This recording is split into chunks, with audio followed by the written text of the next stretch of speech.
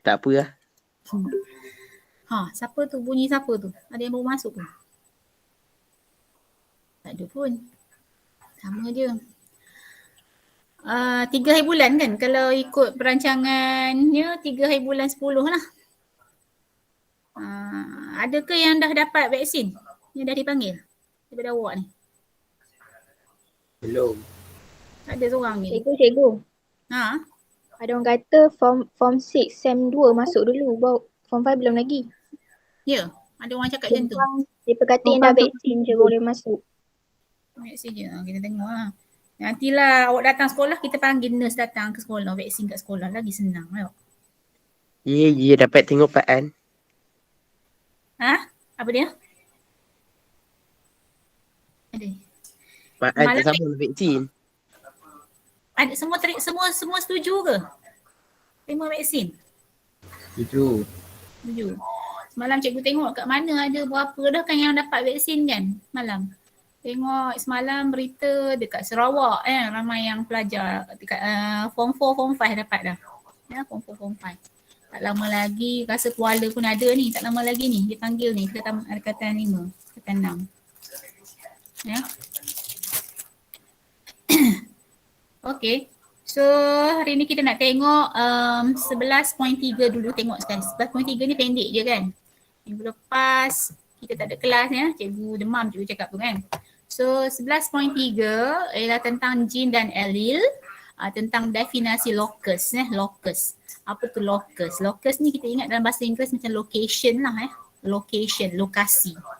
So lokasi spesifik yang diduduki oleh jin pada kromosom. So awak nampak dekat buku teks sekarang ataupun pada saya punya skrin sekarang ialah satu pasang kromosom homolog. Satu pasang equal to dua lah. Ini ada 2 kromosom, meaning dia ni sepasang lah dalam bentuk pasangan.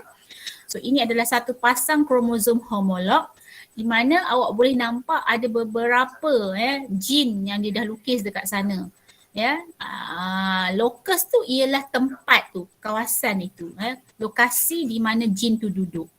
Ya, jadi contohnya dekat sana dia buat sebagai huruf lah. Jin ini diwakili dengan allele sepasang allele. Satu jin diwakili oleh sepasang allele. Allele itu diwakili dengan huruf, huruf besar, huruf kecil. Kalau dua-dua huruf besar kita panggil homozygote dominant. Kalau dua-dua huruf kecil itu ialah homozygote recessive. Kalau satu huruf besar, satu huruf kecil macam A besar, A kecil tu, itu ialah heterozygote. So ini cuma nak bagi tahu tentang locus, tentang allele. Okey. Itu je lah untuk 11.3. 11.4 yang ni yang kita nak bincang hari ni iaitu tentang pewarisan manusia. Saya dah suruh baca hari Isnin yang lepas. Dan saya dah bagi pun soalan Google Form, 20 soalan. 20 soalan. Jadi soalan tu untuk ni lah bila awak dah baca tentang pewarisan manusia, human inheritance ni. Yang pertama dia cakap pasal kita punya kromosom. Syahmi, ada berapa kromosom manusia?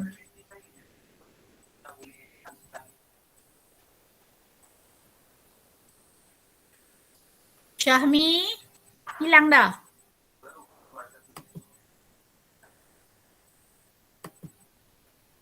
Pula mana pergi orangnya? Afiq, berapa kromosom manusia?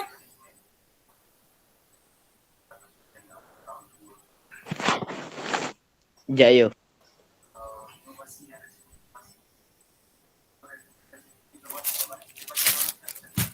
$26. Berapa lagi sekali? Berapa kan? Manusia ada berapa kromosom? Setiap spesies Tuhan jadikan kromosom bilangannya adalah berbeza. 46 tu. Ada 46, betul Wan. Manusia kromosom kita ada 46 kromosom. Sebab kita kata dia dalam bentuk berpasangan, kromosom ni dia dalam pasangan. Jadi sebenarnya 46 tu ialah sama dengan 23 pasang. Kenapa sebut pasang? Maksudnya setiap pasang tu dia mempunyai saiz yang sama. Pasangan nombor 1. Dua-dua tu saiznya sama je. Bentuk dia sama, saiz dia sama. So, dalam bentuk pasangan. So kita manusia ada 46 kromosom bilangannya dalam setiap nukleus sel soma kita. Apa tu sel soma? Di sini ada beberapa istilah lah yang awak akan jumpa balik. Sebenarnya dah belajar masa tingkatan 4. Masa belajar tajuk pembahagian sel, mitosis dan meiosis. Okey, kalau ingat balik, antara istilahnya ialah yang pertama sel. Sel dalam badan manusia ni memang ada banyak masa kita belajar form 4. Sel otot, sel saraf, sel epitelial, macam-macam sel lah, sel darah kan. Okey. Itu nama-nama sel jenis-jenis sel lah, nama-nama sel dalam badan manusia. Tapi sebenarnya sel-sel ini kalau nak dikategorikan, dia ada 2 jenis kategori. Satu dipanggil sel soma. Sel soma, dan satu lagi dipanggil apa? Sel pembiakan. Sambil saya cakap ni bolehlah catat-catat, barulah otak tu bergerak. Ni tak dengar je, pening. Lama-lama mengantuk lah. Tulis something. So istilah yang kita belajar balik, ulang balik, sel boleh dikategorikan kepada 2. Banyak-banyak sel badan kita ni boleh dikategorikan kepada 2. Satu dipanggil sel soma, yang kedua dipanggil sel pembiakan atau juga dipanggil gamet. Sel pembiakan atau gamet. Gamet kita ni 2 je lah. Kalau lelaki dihasilkan sperma, kalau perempuan ialah ovum. Sel soma ni apa? Okey, kalau badan lelaki, selain daripada sperma, semua tu ialah sel soma. Dalam badan seorang lelaki ada banyak sel, selain daripada sperma, yang lain-lain tu dipanggil sel soma. Jadi sel saraf, sel darah, sel otot, itu semua adalah sel soma. Okay. Satu lagi sel sperma lah. Okay. Jadi kalau perempuan pula, kita punya gamet ataupun sel pembiakan ialah ovum. Selain daripada ovum, sel-sel yang lain itu adalah sel soma. Okay, kenapa nak sebut ni? Sebab di sini kita akan jumpa balik perkataan sel soma. Okey, itu tentang sel. Tentang sel. Kemudian dalam sel, tak kisahlah dia adalah sel soma ataupun sel pembiakan, mesti ada nukleus. Kita belajar tajuk sel tingkatan 4 bab 2. Setiap sel ini, kebanyakan sel, adalah beberapa sel terkecuali lah tapi kebanyakan sel, sama ada dia sel soma ataupun sel pembiakan, ia mengandungi nukleus. Di dalam nukleus itu boleh jumpa kromosom. Kromosom. Macam mana bentuk kromosom tu? Macam ni. Ini kromosom. Ini 2 kromosom. Sepasang kromosom. Dipanggil kromosom homolog. Sebab dia sama, maka kita panggil kromosom homolog. Sama saiz, sama panjang, sama bentuk. Okey, so dalam setiap nukleus ada kromosom. Cuma bilangannya berbeza. Kalau sel soma, seperti sel saraf, sel epitelial, sel darah putih kan ada nukleus. Dalam nukleus tu, ini kita panggil sel soma kan. Dalam sel soma, ia mengandungi 46 kromosom. Diploid kita panggil diploid. Ada 46 kromosom ataupun 23 pasang kromosom, iaitu diploid. Tetapi bilangan kromosom dalam sel pembiakan adalah berbeza. Dia bukan 46 tetapi adalah separuh daripada 46. Kita sebut sebagai haploid. Jadi 46 bahagi 2 maksudnya dalam sel pembiakan manusia hanya ada 23 kromosom sahaja. Jelas tak itu? Jelas tak? Jelas. Jelas ya? Apa pula baru masuk ni? Arisha. Okay, so ada dua istilah lah. Tadi sebut pasal sel-sel ya. Sel, ada dua jenis sel. Sel soma dengan sel pembiakan. Kedua pula kita cakap pasal kromosomnya. Kromosomnya. So kromosomnya dipanggil, kromosom pun ada dua nama. Satu dipanggil daripada 46 tadi. Cikgu cakap dalam sel soma kita ambil lah contoh sel saraf lah sel saraf. Kita ambil satu contoh sel saraf. Dalam satu sel saraf tu ada nukleus. Dalam nukleus tu ada kromosom. Berapa bilangan kromosom? 46. Ada 46 kromosom. Daripada 46 kromosom itu, 44 daripadanya dipanggil autosom. Cikgu ulang, ada 46 kromosom dalam sel soma.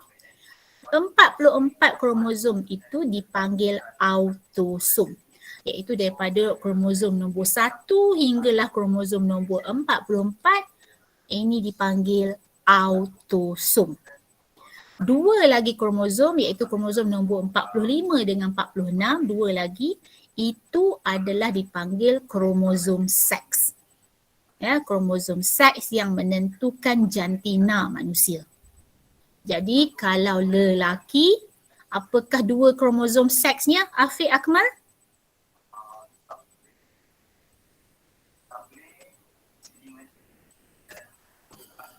Afiq Akmal apa hilang? Apakah kromosom seks bagi lelaki?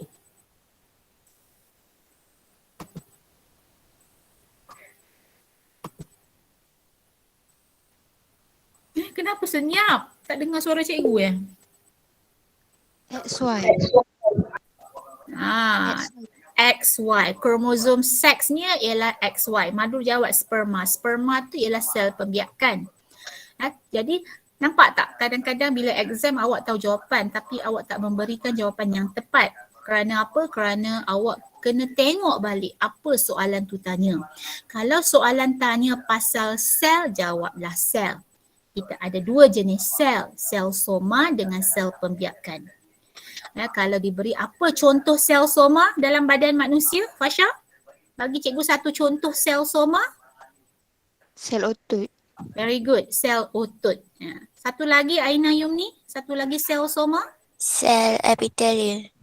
Very good, sel epithelial. Itulah sel soma. Iaitu semua sel-sel yang dipanggil sel soma ni, semua sel selain daripada sel pembiakan dipanggil sel soma. Sel pembiakan kalau perempuan ialah ovum, kalau lelaki ialah gamete. Itu macam tu. Jadi kemudian kita cakap pasal kromosom pula. Tadi sel, sekarang kromosom. Kalau soalan tanya, apakah kromosom seks?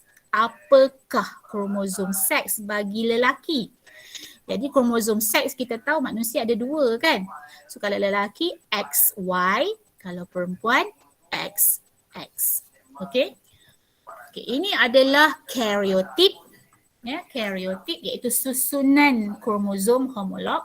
Susunan dia macam ni lah cara disusun Karyotyp tu susunan kromosom homolog bagi manusia, dan ini adalah karyotyp bagi lelaki normal. Bagi lelaki normal. Kita nampak kromosomnya disusun daripada nombor 1, nombor 2, nombor 3, nombor 4. Tapi kenapa di sini 1, 2, 3 sampai 22? Kerana dia tulis ni dalam bentuk pasangan. Dalam bentuk pasangan. So ini adalah pasangan nombor 1. Pasangan kedua, pasangan ketiga, pasangan keempat, 5. Boleh juga tulis nombor je terus 1, 2, 3, 4 tapi banyak lah nak tulis sampai 44. Jadi dia nak mudah dia buat dalam bentuk pasangan. So nombor pun pasangan nombor 1, 2, 3 sampailah 22. So 22 pasang ni daripada panjang sampailah ke pendek dia susun Yang mula tu mesti yang panjang, last sekali ialah yang pendek. So 22 pasang ini iaitu sama dengan 44 kromosom ini dipanggil apa? Apa nama kromosom ini? Apa nama kromosom daripada pasangan nombor 1 hingga pasangan nombor 22? Putri Natasha? Apakah nama kromosom kepada kromosom pasangan nombor 1 hingga pasangan 22 ini? Apa nama dia?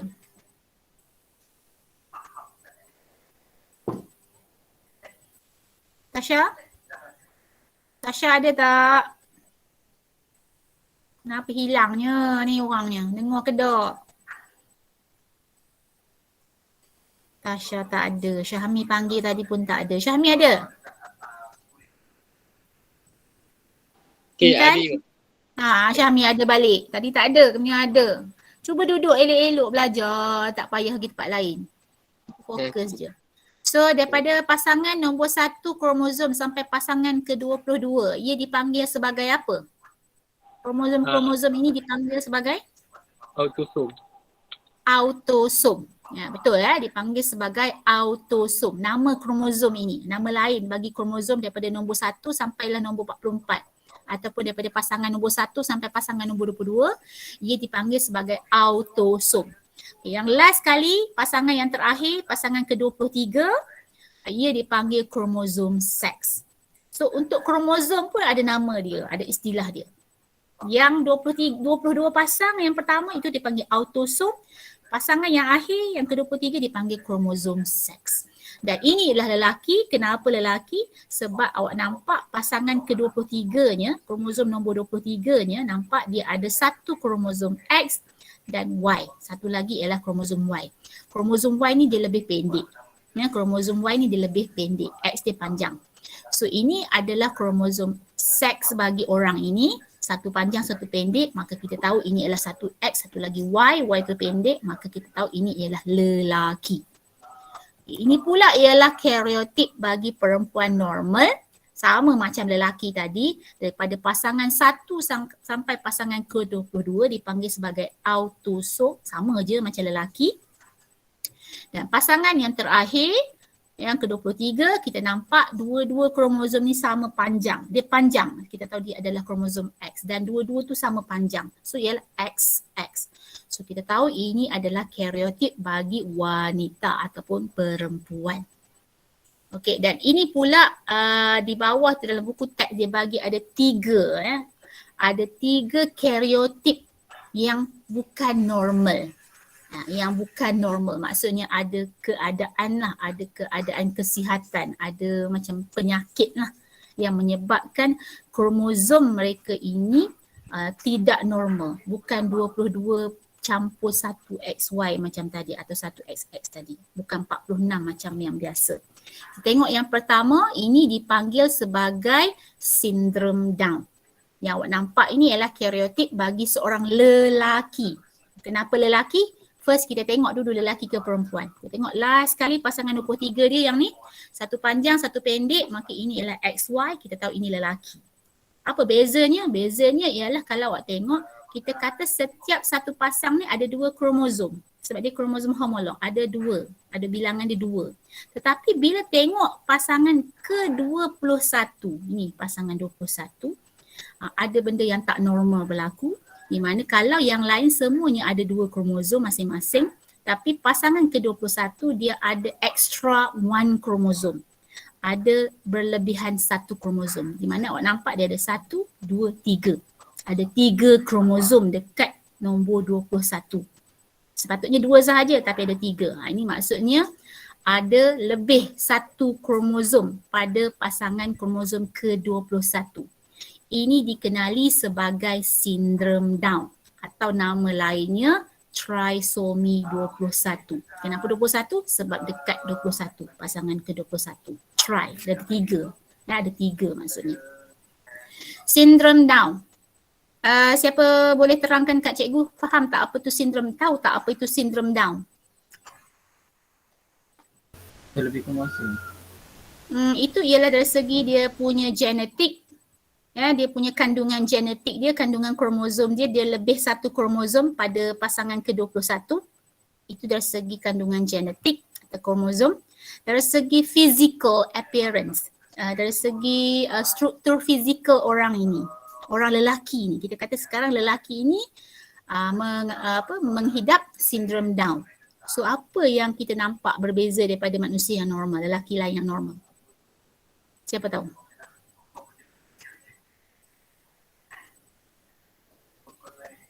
Pernah dengar tak sindrom Down? Pernah.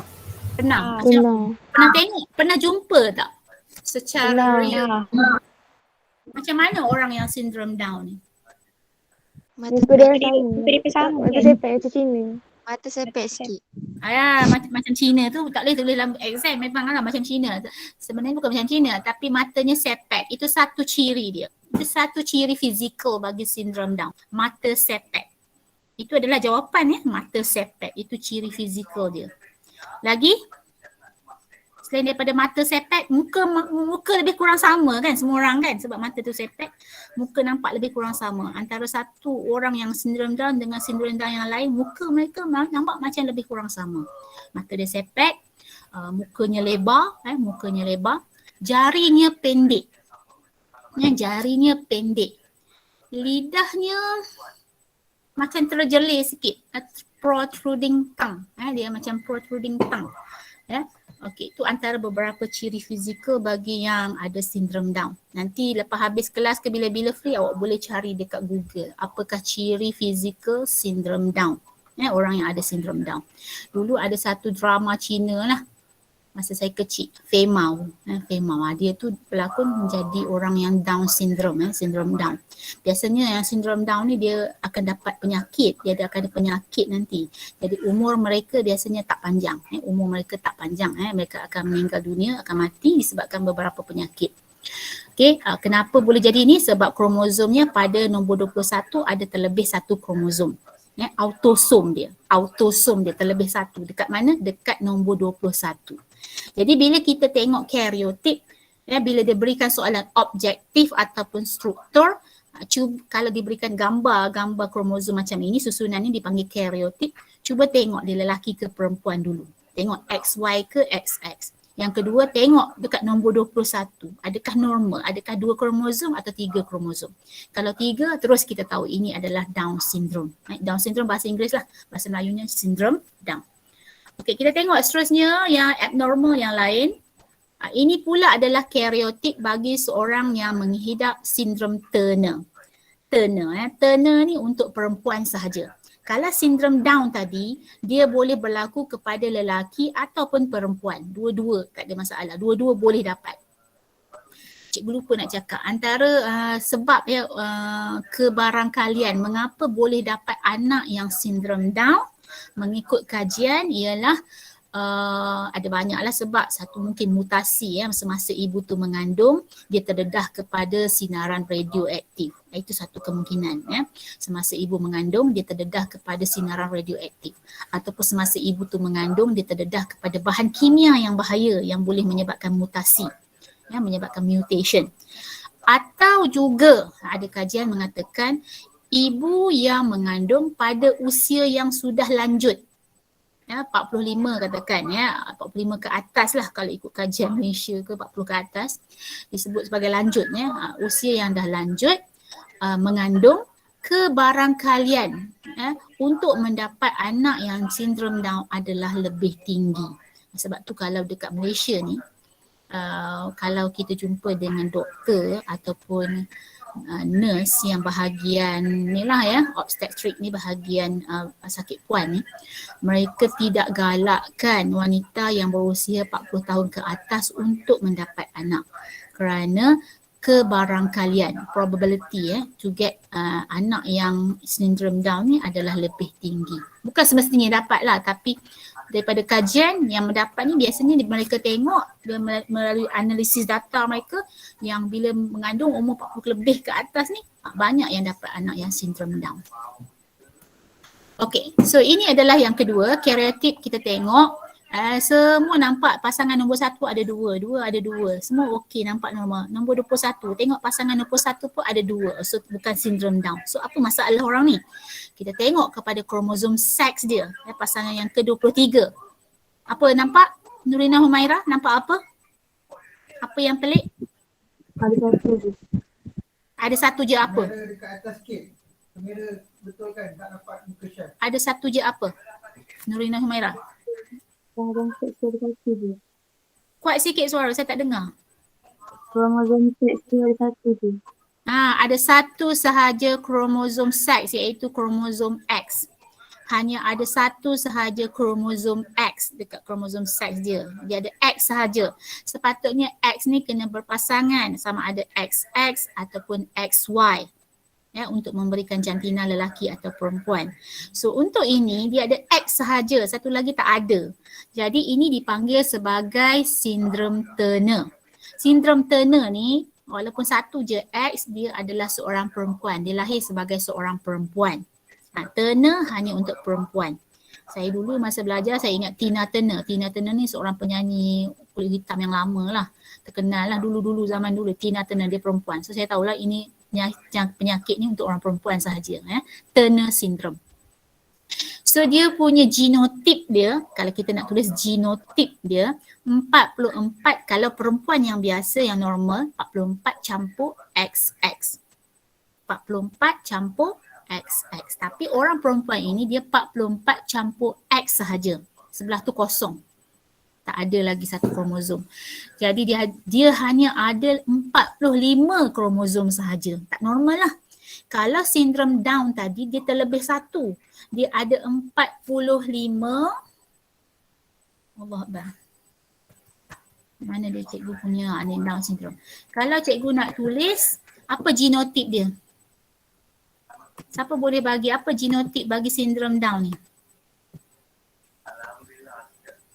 Siapa nak cuba? Boleh tulis 45 lah. Autosom dia ada 45. Ya, sebab dia punya pasangan ke-21 ada 3 kromosom. So sepatutnya 44. Kalau kita autosom kita ada 44. Tapi dia ni tak normal, dia ada 45. Campur sebab dia lelaki, maka cikgu tulis dia XY.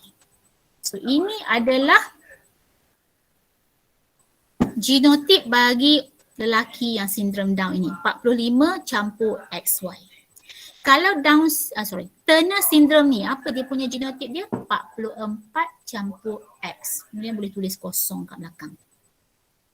44 campur X kosong. So dia ada 45 saja. Kalau tadi dia ada 45, 46, 47. Ada 47 kromosom. Untuk sindrom Down dia ada 47 kromosom. Terlebih satu. Terlebih satu tu di mana kena tahu. Pada autosom nombor 21, pasangan ke-21. So itu adalah sindrom Down. Untuk Turner, dia pada kromosom seksnya dia kekurangan satu kromosom X. Kekurangan satu kromosom X. Ya. Jadi dia adalah perempuan. Perempuan ni macam mana? Perempuan ni kalau luaran dia nampak macam biasa mungkin saya rasa. Tetapi antara ciri dia yang lain ialah dia punya ovari tak boleh menghasilkan ovum. Nah itu satu, dia punya kesan dia. Ovari dia tak boleh hasilkan ovum. Lagi dia ni mandul lah, tak boleh dapatkan anak. Bila mengandung pun tak boleh mengandung. Bila dah berkahwin pun tak boleh lahirkan anak, tak dapat anak. Mandul, sterile. Dan ini adalah sindrom Turner. Okey, kita terus pergi seterusnya. Satu lagi, ini lelaki pula. Kenapa lelaki? Cuba tengok yang peliknya ialah autosom dia semua normal daripada pasangan 1 hingga pasangan 22. Apa yang peliknya? Dekat mana yang pelik? Fasha? Kromosom seks. Apa jadi dengan kromosom seks dia? Dia ada 3. 3. Apa yang lebih? Y. Y lebih. Di sini tak sebut Y lebih. Di sini kita sebut dia sebenarnya seorang lelaki. Ini dipanggil sindrom Klinefelter. Klinefelter ni dia hanya untuk orang lelaki sahaja. Yang dapat ni hanya orang lelaki. Apa masalahnya? Kromosom seksnya patutnya lelaki yang normal ialah 44 campur XY. Campur XY. Tetapi lelaki ni terlebih satu X kromosom. Satu kromosom X. So dia jadi 44 campur XXY. So dia terlebih satu kromosom X. Cikgu, Yes. ni bukan punsa. Sebab saya ingat you waktu belajar form 4, cikgu saya ni cakap ni punsa. Kuat sikit. Farhan tak berapa dengar. Tak jelas sangat suara awak. Kuat sikit. Kalau XXY ni yang terlebih ni, bukan ke dia punsa. Sebab Bukan ke apa? punsa. Ada 2 jantina. Yelah. Dia 2 jantina lah. Sebab dia ada X, dia ada Y, dia ada Y. Bila ada Y sahaja, mestilah dia lelaki. Tetapi dia terlebih pula satu kromosom X. So dia kunsa lah. Tapi nama punsa tu tak disebut dalam buku teks ya, tak ada disebut dalam bidang perubatan ya. Dia disebut sebagai Klinefelter syndrome ya, sindrom Klinefelter. Ya, di mana orang ini testis dia lelaki. Dia lelaki, testis dia kecil. Saya tengah, dia adakah dia kunsa? Dia kunsa, is it Klinefelter sama dengan kunsa? Kunsa maksudnya dia ada dua jantina. Dia ada vagina, dia ada juga testis, ya. Cuma nanti bila dia besar tengok dia lebih ke arah mana, ke arah lelaki ke arah perempuan. Ya, kuranglah samalah lebih kurang ya Klinefelter ni. So dia ciri dia ada sedikit macam perempuan. Dia punya kalau lelaki yang normal, dia punya breast dia kecil saja. Dia tak macam perempuan. Tapi dia ni sebab dia terlebih satu kromosom X, breast dia lebih besar sikit. Dia jadi macam perempuan. Jadi ada terlebih perempuan punya kromosom. Kromosom X ni dia lebih sinonim dengan perempuan. Sebab tu dipanggil punsa lah mungkin. Jangan sebut punsa dekat ni, sebut Klinefelter, sindrom Klinefelter. Terlebih satu kromosom X. Orang ini ciri-ciri seks sekundernya tidak berkembang. Ciri-ciri seks sekundernya tidak berkembang. Maksudnya testisnya kalau ada pun kecil. Ya, kalau ada testis bila lahir, biasalah budak lelaki baby lahir mesti ada testis. Itu ialah ciri seks primer. Sekundernya ia akan berkembang dari segi dia punya fungsi, boleh menghasilkan sperma, tapi dia tak boleh hasilkan sperma ataupun kalau hasilkan sangat sedikit. So dia ni mandul jugalah, mandul. Dan ada sedikit ciri-ciri macam perempuan lah sebab dia ada satu extra kromosom X. So ini 3 contoh lah diberi dalam buku teks tentang karyotip yang tidak normal. Yang pertama tadi ialah ada 47 kromosom di mana terlebih satu kromosom pada pasangan kromosom nombor 21. Itu dipanggil sindrom Down. Ini pun Klinefelter pun sama, ada 47 kromosom, 44 campur X, XY, 47 lah semua sekali. Tapi bezanya dengan sindrom Down, dia terlebih satu kromosom X. Jadi kena pastilah penyakit apa tengok kepada karyotipnya. Dan satu lagi tadi ialah sindrom Turner, iaitu dia kurang satu kromosom X. Maka dia punya genotip dia 44 campur X. So keseluruhannya ada 45 kromosom sahaja. Sebenarnya ada banyak lagi lah abnormal yang lain. Tapi ini yang biasa, yang common lah. Yang biasa yang tanya dalam SPM dalam buku ada. Cikgu, Yes. yang 44 plus XO tu apa? Kan Itu ialah sindrom Turner. Kadang-kadang dalam buku dia buat XO. O tu maksudnya kosong. Sepatutnya ada satu kromosom lagi X tapi dia tak ada. Kadang-kadang dia just buat 44 campur X. Kadang-kadang dia buat 44 campur XO. Boleh Tapi kita guna buku teks, dia buat 44 campur XO. O tu kosong, tak ada kromosom. Jangan kira. Ia tak dikira. Kosong tu tak dikira sebagai kromosom. Okay Wan? okey cikgu. Okey. Kosong tu jangan salah faham. Jangan dikira sebagai kromosom. 44 campur X. Sebab yang campur tu ialah kromosom seks. Pasangan ke-23 dia sama ada XX atau XY.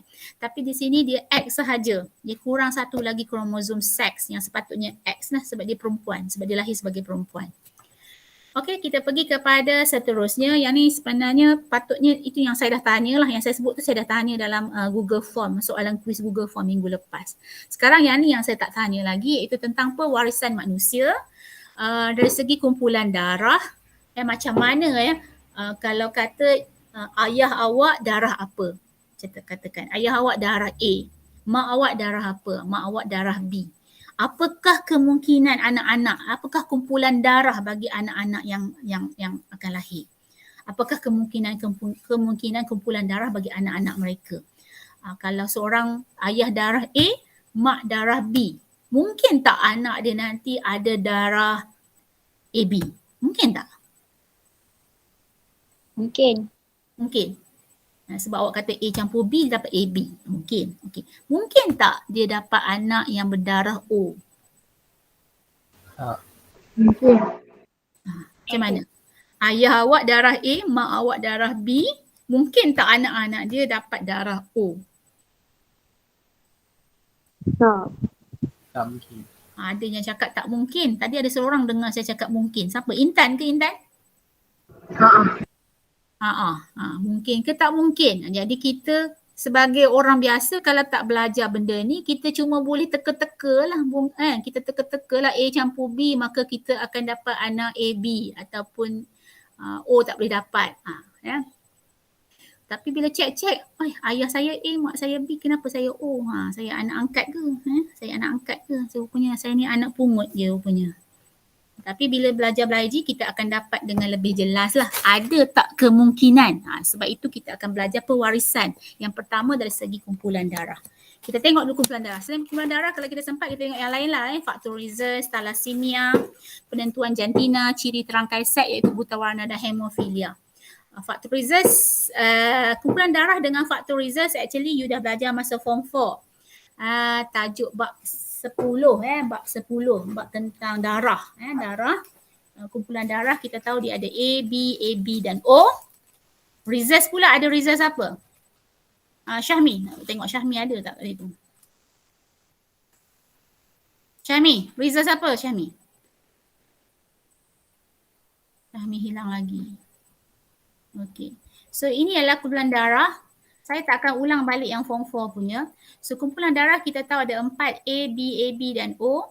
Okey, untuk di sini kita akan tahu bahawa bagi jin apa? Jin apa yang mengawalnya? Apa allele yang untuk kumpulan darah? Kalau tinggi biasa kita guna huruf kan? T besar, T kecil. T besar untuk tinggi, T kecil untuk rendah. Itu biasa kita guna masa kita buat monohibrid dengan dihybrid hari tu. Sekarang kalau darah, dia pun mesti ada diwakili juga dengan dia punya allele dia. So di sini kita tahu bahawa kumpulan darah dikawal oleh satu jin yang terdiri daripada 3 allele. So ada 3 allele iaitu allele A, allele B dan allele O. Sebutnya allele A, allele B, allele O itu sebutan, pronunciation. Tapi dia punya penulisan dia, cara tulis dia macam ini. I-A, I-B, I-O. Faham ke? Senyap ni semua. Faham tak? Faham cikgu. Faham A, B, O tu mesti berada di atas. Dia bukan sama aras, bukan I-A macam ia tu. Bukan, dia di atas. Macam mana buku teks lah tulis tu. Cara tulis tu mesti betul. Okey, so ada 3 allele yang mengawal kumpulan darah IA, IB dan IO. Antara IB, IA dan IO yang mana dominan, yang mana resesif. Kita kena tahu yang mana dominan, yang mana resesif. So untuk darah, allele A dengan allele B adalah dominan. Dua-dua ni adalah dominan. Dia juga dipanggil sebagai codominant. Dominan. Ini yang kuat. Ciri yang kuat ialah A dengan B. Dan tinggallah satu lagi allele O. O adalah allele resesif yang lemah. Okey? Yang tak nampak. Dia hanya akan dipamerkan jika kedua-dua allele itu ialah allele resesif. Kalau dua-duanya homozygot O tu barulah dia darah O. Itu maksud dia. Sekarang kita tengok. Ini sebenarnya saya buat satu table. Boleh nampak tak table cikgu? Boleh. Boleh ya? So table ni cikgu tambah ada kolom 2 dengan kolom 3 tu. Sepatutnya kolom 1 dengan kolom 4 je. Kolom 2 dengan kolom 3 tu cikgu tambah semacam nak buat ulang kaji lah yang form 4 punya. Okey, sebab kita dah belajar masa tingkatan 4. Okey, fenotipnya yang kita nampak orang ni darah A. Okey, dia ni darah A. Siapa darah A kat sini? Ada siapa darah A kat sini? Awak tak tahu darah apa? Tak tahu. Tak tahu. Lambatnya jawab you all ni. Okey, katakan orang ni darah A. Ya. Kalau darah A, apa antigen yang ada pada sel darah merah dia? Siapa ingat?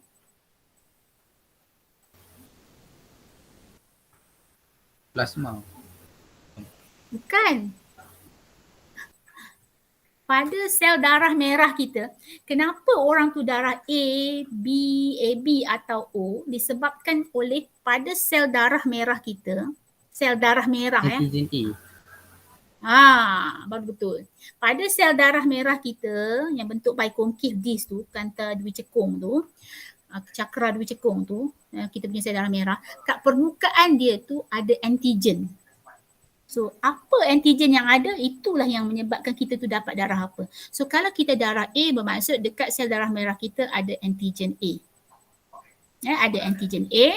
Kalau B, maka ada antigen B. Kalau darah AB, maksudnya ada antigen apa? Antigen A dan B. Dua-dua tu ada. Dekat sel darah merah tu kita boleh nampak ada antigen A dengan antigen B. Dua-dua antigen ada. So itu barulah darah AB. Kalau orang darah O, Tak ada antigen. Tak ada. tak ada antigen. Tak ada, kosong. Dan darah merah tu tak ada antigen. A tak ada, B pun tak ada. So dia adalah darah O. Okay, itu ialah antigen. Antigen dia berada pada permukaan sel darah merah. Kena ingat. Antigen tu berada pada permukaan sel darah merah. Kemudian sel darah merah kita ni duduk dalam mana? Duduk dalam plasma. Kan kita dah belajar tingkatan 4, komposisi darah. Darah terdiri daripada bahagian cecair. 55%-nya adalah bahagian cecair, disebut sebagai plasma. Okay, dalam plasma macam dalam air longkang, dalam longkang, awak bayangkan longkang ada air. Longkanglah air. So air tu ialah plasma. Dan dalam air tu pula ada pula benda yang terapung-apung, ada daun, ada ranting. So yang terapung-apung tu pula dalam darah kita, dalam plasma kita ialah ada 3 jenis sel. Sel darah merah, sel darah putih, platelet. Sel darah merah, sel darah putih, platelet. Jadi antigen berada pada permukaan sel darah merah. Antigen pada permukaan sel darah merah. Antibody pula berada dalam plasma. Dalam serum ataupun dalam plasma, dalam cecair tu. Dalam cecair tu ada antibody. Kalau orang tu darah A, dia ada siapa datang? Darwish. Selamat pagi Darwish, baru masuk. Okey, kalau dia darah A, pada permukaan sel darah merah dia ada antigen A. Dalam plasma darah dia ada antibody apa? Dia mestilah antibody yang bukan A lah, iaitu anti-B. Antibody anti-B nama dia. Kalau sebutan penuh dia antibody anti-B. Dia akan anti-B. Dia akan musuh dengan B. Kalau ada antigen B, dia akan serang. Macam tu. So kalau dia ada antigen A, dia mesti ada yang opposite lah punya antibody, iaitu anti-B. Kalau ni sama jugalah. Ni ulangan sahaja. Kalau orang darah AB, sebab pada sel darah merahnya ada dua-dua antigen A dan B, maka antibody dia tak boleh ada lah. Kalau ada antibody anti-A, antibody anti-B, matilah dia. Darah dia akan berkumpal dekat dalam badan dia, dalam sel darah merah dia mati lepas tu. Okey, O pula sebabkan dia tak ada antigen, maka dia akan ada dalam plasma darah dia akan ada kedua-dua jenis antibody, anti-A dan anti-B. Okay, sekarang baru masuk tajuk kita. Yang tadi tu baru saya cakap 2 kolom tu, itu semuanya macam tingkatan 4 punya. Sekarang baru masuk tingkatan 5. Apakah genotip bagi darah A? Kalau awak darah A, itu fenotip. Doktor check darah awak adalah darah A, Farhan. Dia kata, Farhan, awak darah A. Darah A, apa genotip dia? Sebab kita tahu genotip diwakili dengan huruf, sepasang allele, sepasang huruf untuk mewakili allele bagi darah A. So kalau darah A, kita tahu bahawa allele A dengan allele B dominan, allele O ialah resesif. Putra, selamat datang Putra. Okey, jadi apakah genotipnya? Okey, genotipnya ialah cara tulisnya IA. Ini ialah homozygote dominant allele A. Homozygote dominant allele A. Maka orang ni darah A. Faham tak? Faham tak? Faham. Okey. Tapi ini satu je. Dia boleh juga satu lagi, iaitu apa? Boleh juga genotip orang ini IAIO, allele A, allele O. So ada 2 allele, satu tu allele A yang dominan, satu lagi allele O yang resesif. Sebab kita dah belajar kan, bila ada resesif ni tak nampak. Dia akan di-hide kan, ditindas. So apa yang kita tahu? Walaupun contohnya Farhan, awak punya genotip awak ialah IAIO, awak masih lagi darah A. Orang satu lagi pun IAIA, of course lah dia darah A. Boleh faham? Boleh. Okay, so B pun sama. Hukum yang sama, ada dua jenis, ada dua kemungkinan genotip dia, sama ada dua-dua allele B yang homozygote dominant ataupun boleh jadi heterozygote, iaitu allele B dengan allele O. O tak akan nampak sebab O tu resesif. Okey, untuk orang darah AB, dia hanya ada satu kemungkinan lah, iaitu satu ialah allele A, satu lagi allele B, berpasangan maka dia darah AB. Untuk orang O, siapa boleh ramalkan apa dia punya genotip? Ingat O resesif ya. Madur, cuba Madur, apakah dia punya genotip untuk orang darah O? IO. Betul ya, dia mesti dua-dua allele tu resesif, barulah dapat resesif punya ciri iaitu darah O. Boleh ni ya, ini dalam buku teks pun ada, cuma penerangan sahaja. Okey, ini genotip dia. Sekarang kita nak tengok yang tadi tu cikgu cakap. Bapa darah A, mak darah B. Boleh tak anak dia darah O? Okey. Sekarang kita akan tengok. Ini ulangan tadi. Saya lupa padam. Ini contoh case dia. Kita tengok kenapa nak belajar benda ni. Okey, kita akan melukis gambar rajah skema macam kita belajar monohibrid dengan dihibrid menggunakan hukum Mendel. Kita masih menggunakan hukum Mendel. Kita akan cuba menyelesaikan beberapa masalah berkaitan pewarisan. Contohnya ialah di sini pewarisan kumpulan darah manusia. Kes satu. Kes yang pertama, bapa darah A heterozygote, mak pula ialah darah B heterozygote. Lukiskan rajah skema kacukan pewarisan bagi kes yang pertama ini. Faham kes tak? Faham. Faham kes. Darah A heterozygote, apa dia punya genotip? IAIO. IAIO, betul ya. IAIO sebab hetero ya, satu A satu lagi allele O. Kalau darah B heterozygote IBIO, betul. So, kita tengok cara melukis. Baru-baru ni hari Ahad cikgu ada tanda lagi lah berapa orang punya yang dah hantar juga yang monohybrid cross dengan dihybrid cross punya soalan.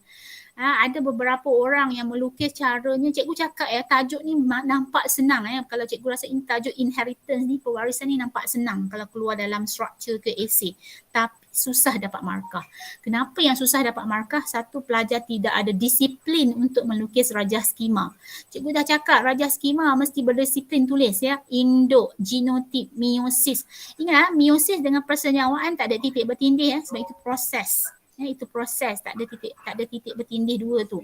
Induk, genotip, meiosis, gamet, persenyawaan, genotip anak ni sebuah fenotip. Ini antara dia punya tajuk tepi lah ya. So kita ada bapa dengan ibu. So bapanya tadi awak kata apa dia punya genotip? IAIO sebab kita dah tahu heterozygote. Heterozygote.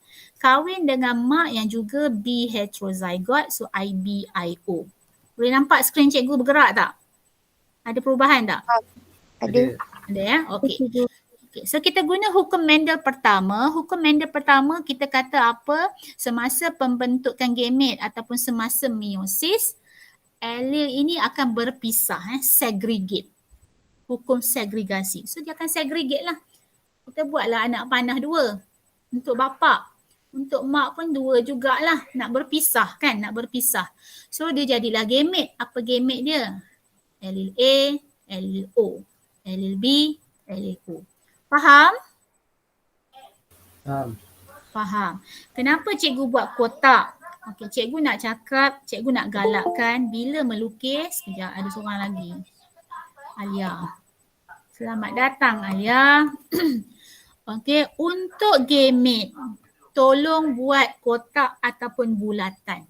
Guna pensel masa lukis rajah skema, buat kotak ataupun bulatan. Macam cikgu, sebab cikgu guna komputer, cikgu guna bulatan lah, bagi cikgu senang. Kalau awak tulis dengan tangan, tak kisahlah yang mana yang senang. Boleh buat bulatan. Untuk gamit, bulatkan dia. Bulatkan.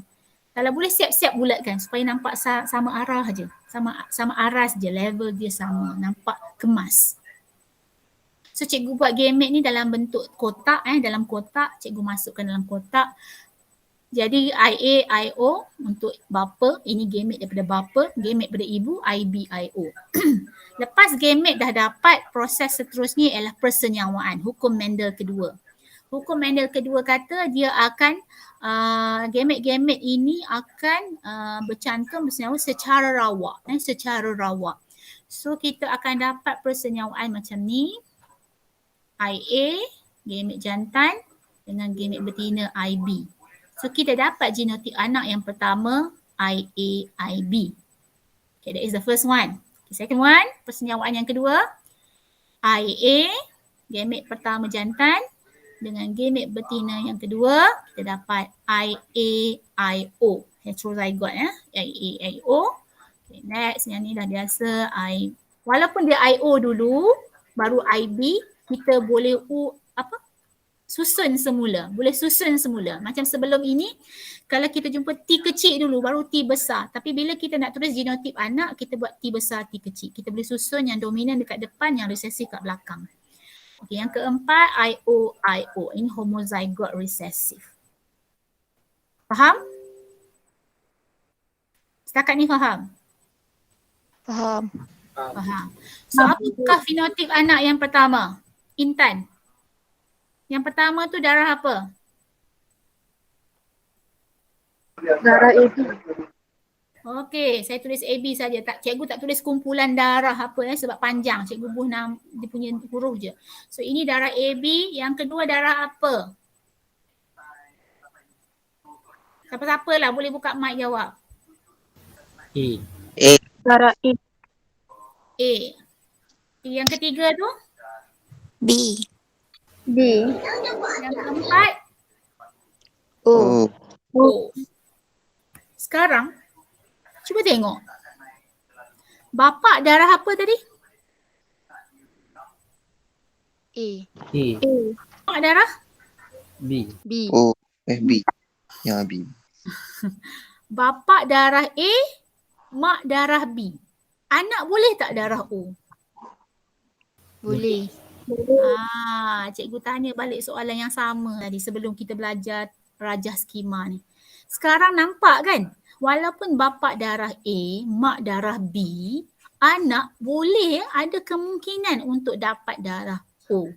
Kenapa boleh dapat darah O?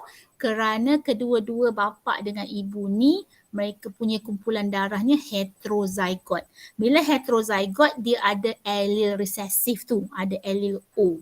So bila allele O tu bergabung bersenyawa dengan allele O daripada satu lagi, maka dapatlah anak yang berdarah O. Kalau awak nampak bila dua-dua heterozygote, mak bapak dia heterozygote A, heterozygote B, anak dia kemungkinannya satu AB, satu darah A, satu darah B, satu darah O. Satu, nisbah satu, nisbah satu, nisbah satu. Okay? So semua darah anak dia boleh dapat. Semua kumpulan darah anak dia boleh ada. Okay? Kemungkinan dia. Ini kes satu. Tengok kes dua pula. Kes dua ialah bapa darah AB, ibu pula darah A heterozygote. Apakah kemungkinan kumpulan darah bagi anak-anak mereka? Okay, seperti biasa kita buat gambar rajah yang macam ni. Genotip bapa ialah AB. Senang sajalah IA, IB. Dia tak ada yang lain kan? Dan A heterozygote ialah IA, IO. Ya. So meiosis berlaku, hukum Mendel 1 dia akan segregate, akan terpisah kepada dua. Okey. Kita buat bulatan atau kotak untuk gamete, untuk tuliskan gamete-gametenya. Persenyawaan berlaku, IA, IA, IA, IO, IB dengan IA kita susun balik jadi IA, IB dan IB dengan IO. heterozygote ya. So fenotip anak yang pertama darah A, yang kedua pun darah A, yang ketiga darah AB, yang keempat darah B. So dia ada 3 kumpulan darah boleh dapat ya untuk anak-anak dia. Kalau bapaknya AB, maknya A heterozygote. So ada 2 A, 1 AB, 1 B. So 2 nisbah 1, nisbah 1. Boleh tak setakat ni? Boleh. Okey, next. Ada soalan tanya tau. Okey, sekarang ada lagi lah, banyak lagi lah cikgu boleh bagi soalan. Tapi itu contoh lah, cikgu bagi 2 kes sahaja. Nak tunjuk macam mana nak lukis. Okey, sekarang kita tengok kepada pewarisan yang kedua. Tadi ialah tentang kumpulan darah ABO. Macam mana dapat anak-anak darah apa. Sekarang kita tengok faktor rhesus pula. Tahun lepas juga semasa belajar tentang darah antigen-antigen tu, kita juga belajar tentang rhesus factor. Iaitu di mana, tengok dululah nota saya ni. Okay, rhesus dikawal oleh gene yang terdiri daripada sepasang allele. RH positif bermaksud dominan, yang rhesus positif tu dominan, manakala rhesus negatif ialah resesif. Okey, genotip bagi individu yang rhesus positif mungkin homozygote dominan ataupun heterozygote. Kita ni kebanyakan manusia kat dunia ni bila kata dia darah A apa? A positif. Maksudnya dia rhesus positif. Ada orang A negatif, maksudnya dia punya rhesus ialah rhesus negatif. So positif, rhesus positif ialah dominan. Maksudnya satu dunia ni kebanyakannya rhesus positif lah. Tak ramai tak ramai yang kita jumpa rhesusnya negatif. Okey, genotip individu yang rhesus negatif pula dia mesti homozygote. Maksudnya RH negatif barulah dia betul-betul rhesus negatif. Kalau campuran heterozygote sahaja, dia masih lagi dipanggil rhesus positif. Ini yang kita belajar tahun lepas, yang awak belajar tahun lepas. Okay. Pada permukaan sel darah merah kita, kalau tengok gambar rajah kedua ni, yang besar sikit ni. Kalau orang, kita tengok darah A, tengok darah A. Orang yang darah A, tadi cikgu cakap kenapa dia darah A? Sebab pada permukaan sel darah merah itu akan jumpa antigen A. Ni yang warna, yang segitiga warna kuning ni adalah antigen A. Segitiga kuning ni mewakili antigen A. So ada nampak antigen A, maka kita tahu dia darah A. Nampak antigen A je. Cuba tengok B ni. B ni sebab apa dia darah B? Sebab dia ada antigen B yang warna biru. Biru ni adalah mewakili antigen B. Yang darah AB ni kenapa? Sebab awak nampak pada permukaan dia ada dua-dua warna. Ada segitiga warna kuning, ada segitiga warna biru. Maksudnya dia ada antigen A dengan antigen B pada permukaannya. Jadi dia darah AB. O pula awak nampak tak ada segitiga langsung. Maksudnya tak ada antigen A, tak ada antigen B. So dia adalah darah O. Selain daripada kehadiran antigen A, antigen B, pada permukaan sel darah merah juga boleh ada rhesus factor. Rhesus factor ni ialah antigen D. Dia sama dengan antigen D, diwakili dengan antigen D. Cuba tengok darah A balik. Kenapa di sini dia bagi A positif? Maksud dia ni adalah darah A rhesus positif. Sebab satu, kenapa darah A? Sebab dia ada antigen A. Yang kedua, kenapa dia rhesus positif? Sebab awak nampak yang segi empat warna hitam ni ialah dia ada antigen D, rhesus factor iaitu antigen D. Maksudnya pada permukaan sel darah merah orang yang darah A ni, kita boleh jumpa yang pertama antigen A, yang kedua kita akan jumpa antigen D. D donkey, antigen D donkey. Antigen D itu bermaksud dia rhesus positif. Rhesus positif. Kalau negatif macam mana? Okey, macam ni, A negatif. Maksudnya permukaan sel darah merah dia hanya ada antigen A sahaja. Tapi tak ada antigen D. Tak nampak pun antigen D yang warna hitam itu. So ni maksudnya dia adalah A negatif. Rhesus negatif. Faham tak? Faham. Maksudnya orang tu kalau dia darah dia negatif, A negatif, permukaan darah dia tu dia cuma ada antigen A sahaja, tak ada pun antigen D. Kalau ada antigen D barulah dia tu rhesus positif. Okey? Itu maksud dia. Itu ialah ulang kaji baliklah tentang faktor rhesus ni. Sekarang kita tengok. Faktor rhesus dikawal oleh gene yang terdiri daripada sepasang allele, sama juga, iaitu dia mesti ulang yang tadilah, RH positif dominant, RH negatif ialah resesif. Okay, genotip bagi ini cikgu dah tulis dah tadi. Okey, sekarang yang ketiga ni. Ulang balik. Apakah genotip bagi rhesus positif? RH dia macam mana tulisannya? RH plus. RH plus. RH plus. RH plus, RH plus. RH plus, RH negatif. Dia ada dua kemungkinan, betul ya. RH plus, RH negatif. Dia ada dua kemungkinan, sama ada homozygote dominant atau heterozygote. Kalau rhesus negatif, ada satu kemungkinan sahaja, iaitu dua-duanya RH negatif. RH negatif, RH negatif. Okay, sekarang kita tengok sama juga kes yang melibatkan faktor rhesus. Kes pertama, bapa ini dia mempunyai rhesus positif homozygote dan ibu pula rhesus negatif. Lukiskan rajah skemanya. Okey, apakah genotip bapa? Kalau kita nak tulis genotip bapa, apa genotip dia? RH positif, RH negatif. Sebab homozygote maka RH positif, RH positif. Betul. Ya, RH positif, RH positif sebab homozygote. Mak pula macam mana dengan ibu dia? Bukan ibu orang tu, isteri dia lah. Apa dia punya genotip? Darwish, cuba Darwish. Darwish ada lagi tak? Darwish ada? Darwish tak ada. Putra cuba. Apakah ibu tu punya genotip? Di sini dia cakap ibu tu rhesus negatif. Bapa tadi dia adalah homozygote, so RH positif, RH positif. Ibu ialah rhesus negatif. Macam mana nak tulis genotipnya? Siti Alia? Siti Alia? Tak ada? Tak tahu cakap lah, buka mic. Cikgu saya tak tahu. Jangan senyap.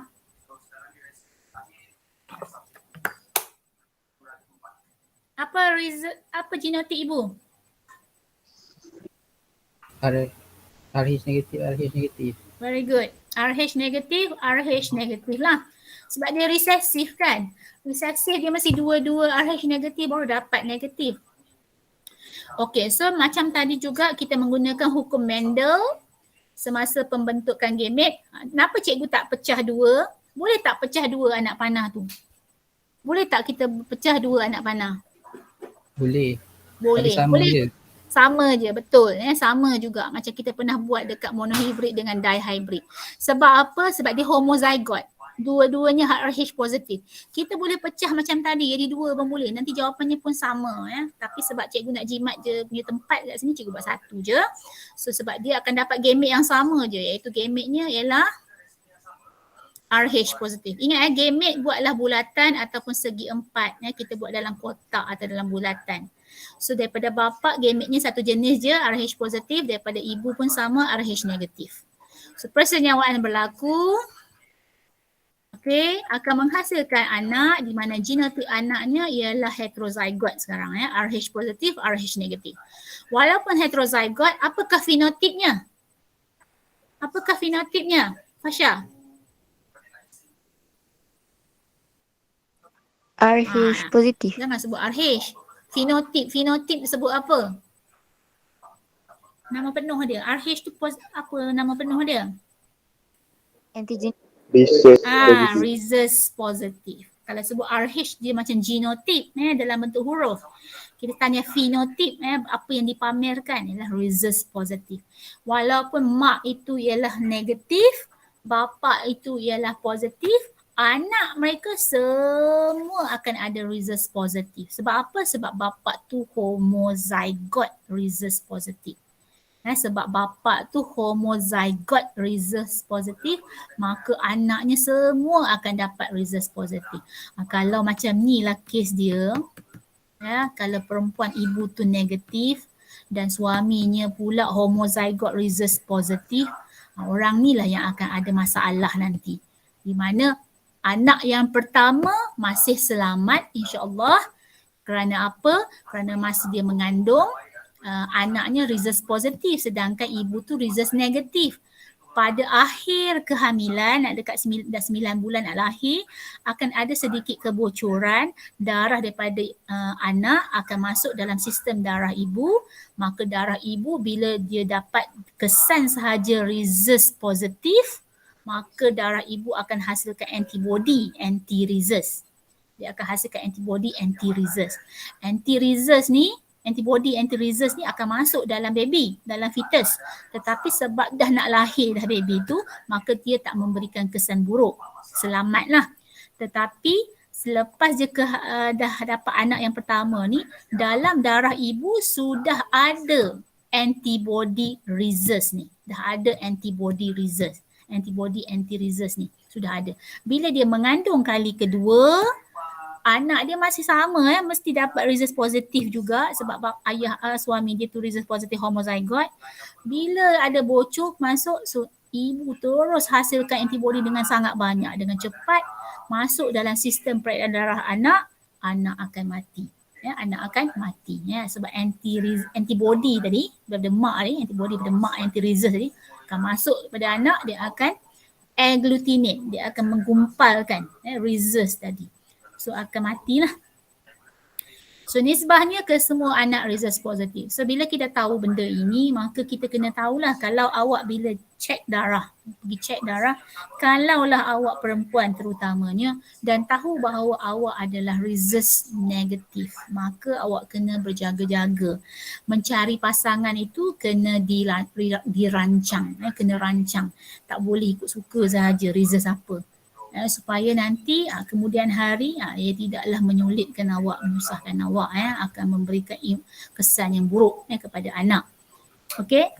Kes yang kedua. Kes kedua tadi apa? Bapa rhesus positif hetero. Tadi homo, sekarang ni hetero. Mak lagi sekali darah negatif, rhesus negatif. So bila hetero dia RH positif, RH negatif, mak macam biasa. So Mendel cakap segregate, yang ni pecah dua sebab tak sama kan allele dia. Okey, yang ni satu sahaja sebab sama. So nak buat dua pun boleh untuk ibu tu sama juga. So dapat macam ni. Sampai sini boleh faham? Boleh. Okay. Next, persenjawaan antara gamet jantan dengan gamet betina akan hasilkan anak yang pertama genotipnya RH positif, RH negatif, heterozygote dan anak yang kedua pula kemungkinannya ialah RH negatif, RH negatif. Iaitu fenotipnya yang pertama tu rhesus positif, yang kedua tu rhesus negatif. Iaitu nisbah fenotipnya 1:1. Kalau tadi bapaknya homozygote positif, maka semua anaknya positif. Heterozygote lah positif.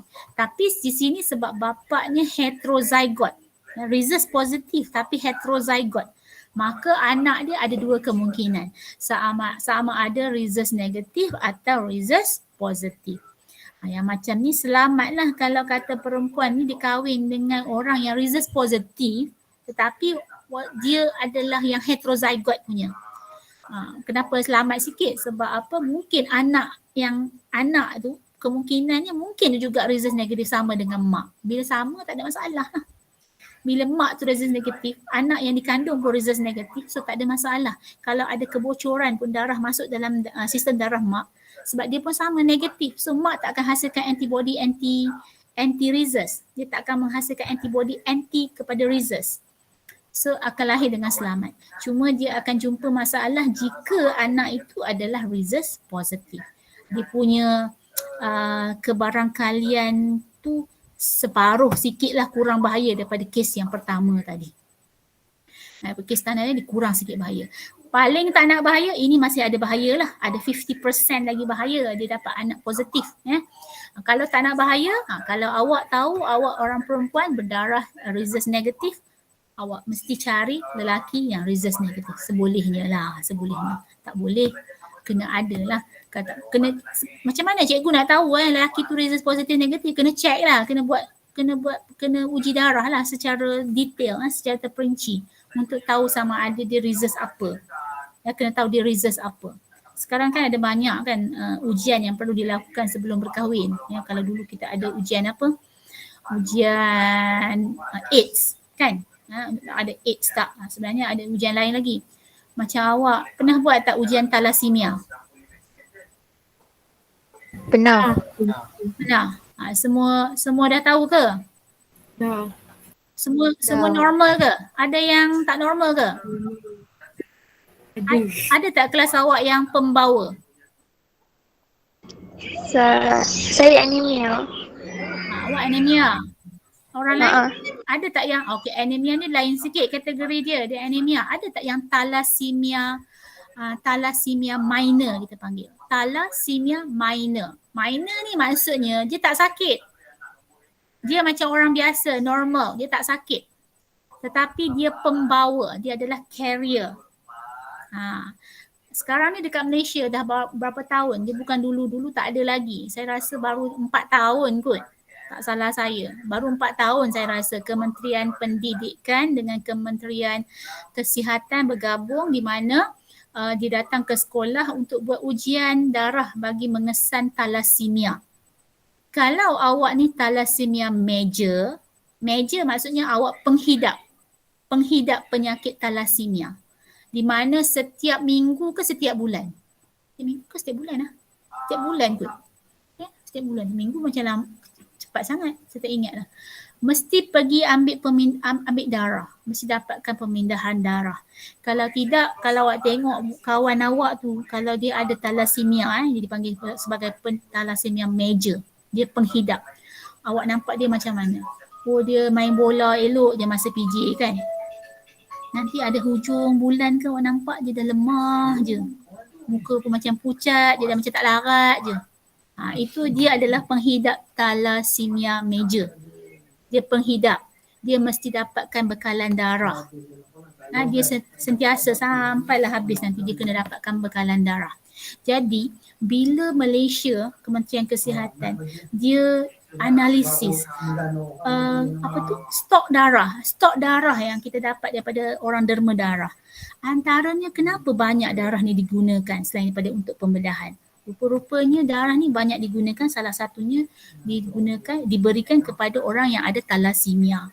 Jadi mereka kesanlah thalassemia ni antara benda yang utama juga, yang penyebab juga yang menggunakan darah-darah, stok-stok darah yang ada.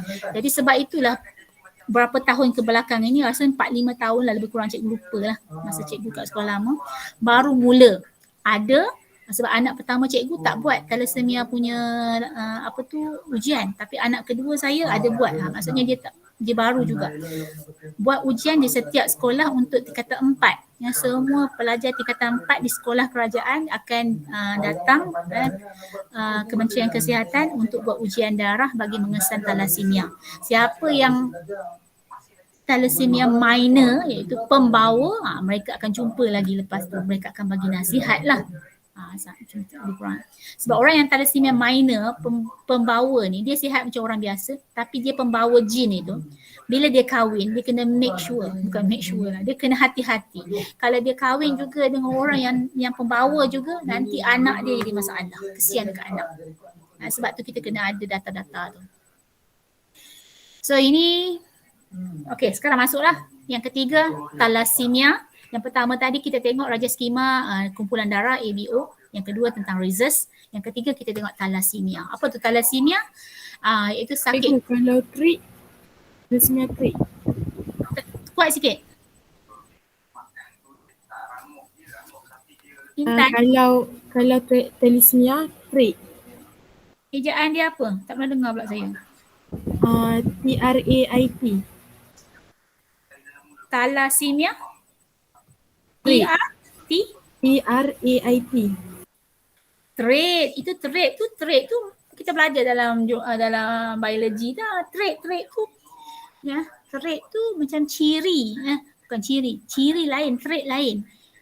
Ciri tu ciri thalassemia atau tidak. Trait tu dia alternatif kepada jin itu. Alternatif, dia sama ada dia dominan ke resesif.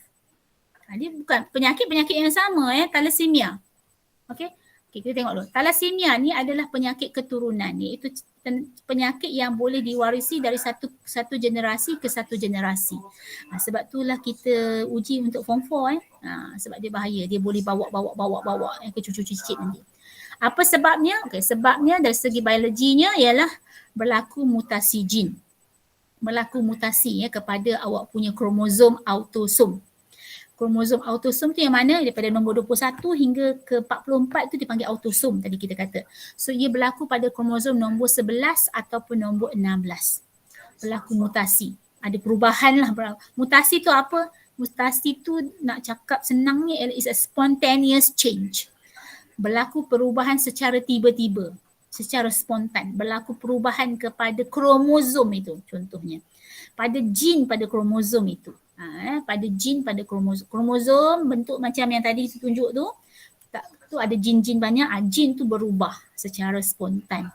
Okey, berubahnya dekat mana? Pada kromosom nombor 11 atau 16. Ia akan menyebabkan orang ni dapat thalassemia. Apa dia thalassemia? Kesannya ialah hemoglobin dalam sel darah merah. Hemoglobin ni duduk dalam sel darah merah menjadi tidak normal. So dia akan jadi kekurangan hemoglobin. So dia nampak macam pucat lah orang ni, nampak pucat. Pucat, dia macam anemia sikit kan, macam anemia. Anemia lain tau. Anemia penyakit lain, thalassemia lain. Anemia tak diwarisi Anemia tak diwarisi, thalassemia diwarisi. Anemia dia punya sel darah merah tu, bentuk dia tu bukan bentuk cakra diwicekung, bulat macam donat. Dia ada macam bentuk dia macam sel sabit, macam bulan sabit merah. Macam bentuk bulan sabit. Dia tak bulat. Itu anemia. Anemia sel sabit. Bila bentuk dia pun jadi kecil, jadi sel sabit macam bulan sabit, maka hemoglobin pun kurang, maka oksigen pun kurang. Maka orang ni pun sama, dia pun pucat juga orang dia. Senang pengsan. Thalassemia dia diwarisi, tak macam anemia. Tapi dia punya simptom lebih kurang sama. Iaitu dia punya orang ni nampak pucat lah, pucat. Okay, next. So dia perlukan pemindahan darah. Sentiasa memerlukan pemindahan darah yang thalassemia. So kita tengok sekarang, ini orang yang normal, ini orang yang thalassemia. Nampak red blood cell dia ada sedikit perubahan bentuk. Kalau anemia bentuk sel sabit tu, yang ni thalassemia dia lain sikit. Okey, sekarang cikgu tunjuk antara thalassemia minor dengan thalassemia major. Major yang menghidap, yang dapat penyakit. Yang dapat penyakit ni kita tak payah uji darah dia, kita dah tahu dia ada sakit. Kalau tidak dia tak boleh hidup. Okey, yang pembawa ni yang kita tak tahu. Yang pembawa ni caranya macam mana tahu? Itu dah dia masa form 4 awak dah diuji darah awak, maka awak dah tahulah sama ada awak ni normal ke ataupun pembawa. So kita gunakan petunjuk kita guna huruf B. B besar ialah L dominan bagi hemoglobin normal, orang yang normal. B kecil ialah resesif bagi thalassemia. So orang yang thalassemia minor, dia punya genotipnya ialah B besar B kecil. B besar B kecil. Jadi dia punya fenotip dia punya orang ni nampaknya normal, tak ada sakit. Tak ada perbezaan apa pun dengan orang normal. Cuma pada jin dia tu dia ada bawa allele resesif itu. Untuk yang major pula dia punya genotip ialah B kecil. Dua-dua allele ni ialah allele resesif. So orang ni dah nampak letih, nampak pucat, kadang-kadang nampak sesak nafas Okey. Boleh faham ke? Boleh. Boleh So kita tengok satu kes yang pertama. Buku teks tak ada kes ini, gambar rajah ni tak ada buku teks. Buku teks dia buat gambar rajah dalam bentuk orang, lelaki perempuan. Cuma saya terjemahkan dalam bentuk macam ini. Okay, kes satu, bapa adalah pembawa thalassemia. Pembawa ingat apa?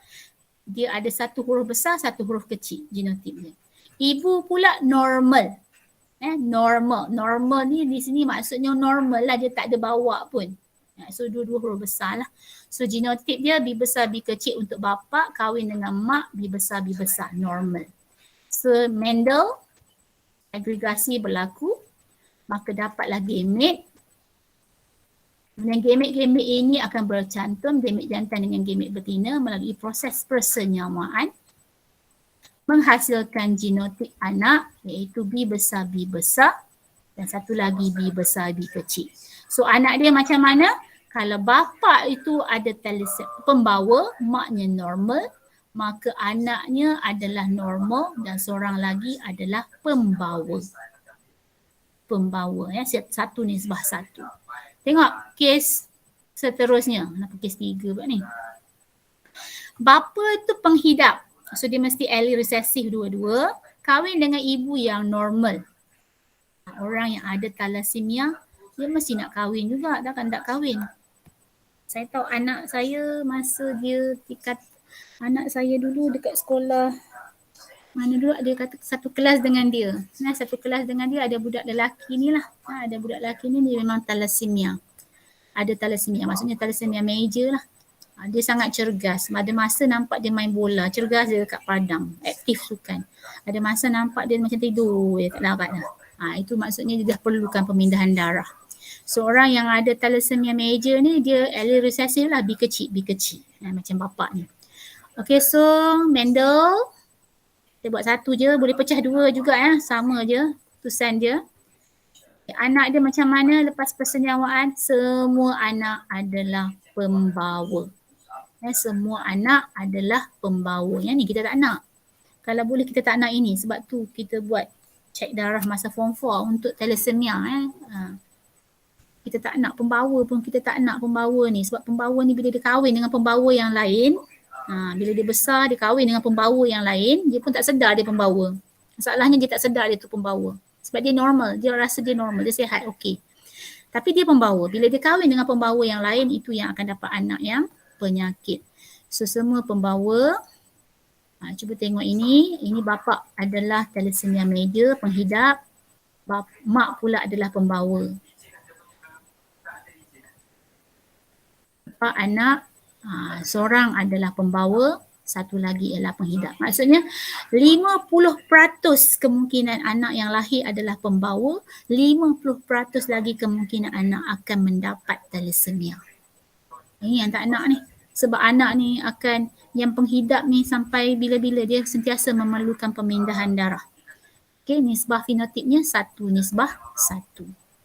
Faham?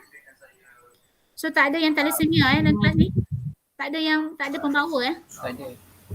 Siti Alia dia anemia saja kan Siti? Awak anemia saja. Anemia dia tidak diwarisi. Tak ada yang pembawa sebab masa saya di sekolah sungguh tu baru saya tahu kenapa kementerian buat ujian. Ramai saya nampak dikumpulkan dalam satu bilik siapa yang pembawa tu, diberikan taklimat oleh doktor.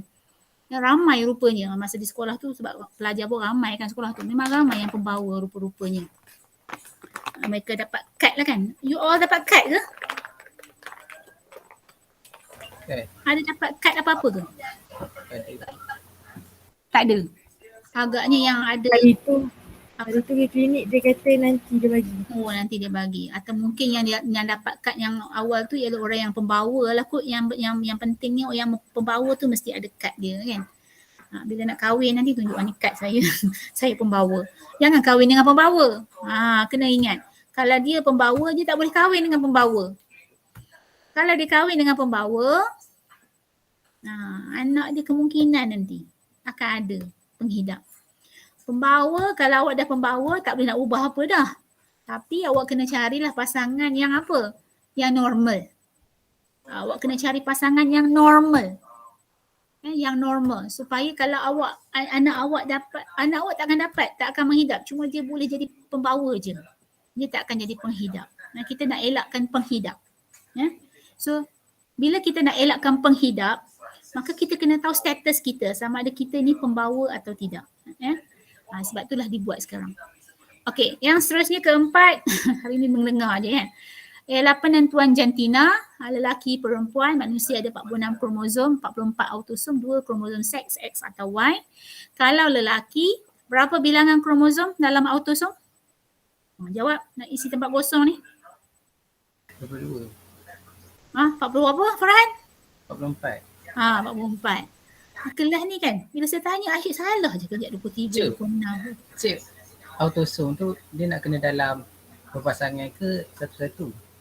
Yang ni cikgu bagi bilangan je. Bilangan dia tak payah pasang lah bilangan. Bilangan dia the real number lah 44. 44. Semua sekali ada 46 kromosom. So autosom kita kalau lelaki ada 44 autosom. Kromosom seks ada berapa untuk lelaki?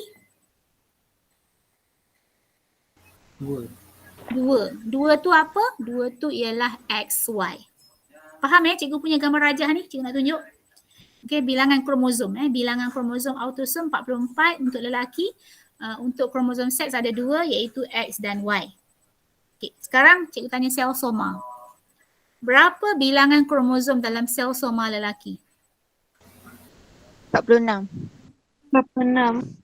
46. Okay, 46. 46 tu macam mana? 46 tu dia punya genotipnya ialah 44 campur XY. Betul sel soma kita ada 46 kromosom di mana dalam kurungan tu cikgu tuliskan genotip dia lah iaitu 44 campur XY. Kalau gamete ada berapa kromosom? 23.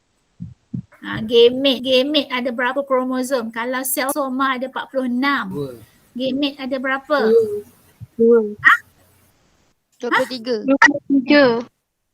Pening cikgu. 2 ke 23? Tak tahu. 23. 23. Nurina Humaira terus tahu. Cikgu tanya, dengarlah betul-betul. Cikgu tanya kromosom ke? Cikgu tanya sel ke apa? Cikgu tanya kromosom dalam sel gamete, dalam sperma. Sperma ada berapa kromosom? Dia ada haploid iaitu 23. Macam mana nak 23 tu? Sperma tu bawa apa? Okay, dia ada 2 kemungkinan. Satu ialah memang ada 23 kromosom iaitu yang pertama iaitu 22 campur X. Dia bahagi 2 kan, 44 campur XY tu pecah jadi 2 maka 22 campur X. Ni sperma. Kemungkinan sperma itu dia bawa 22 campur X atau dia juga boleh bawa 22 campur Y. Tapi bilangannya 23 lah. Faham? Faham? Faham. Faham Okay, perempuan pula. Berapa autosom? 44. Berapa kromosom? Okay, berapa kromosom seks? 2. Apa kromosom seks bagi perempuan? X. Okay, 2. XX. Apa sel soma dia? Berapa? 46. 46. Mana nak tulis? 44 campur X. 44 campur XX. So bilangannya 46. Apakah bilangan kromosom dalam gametenya? 23. 23 tu apa dia? 22 campur X. Ada lagi kemungkinan lain tak selain daripada 22 tambah X? Tak ada. Tak ada. Tak ada. Dia satu je.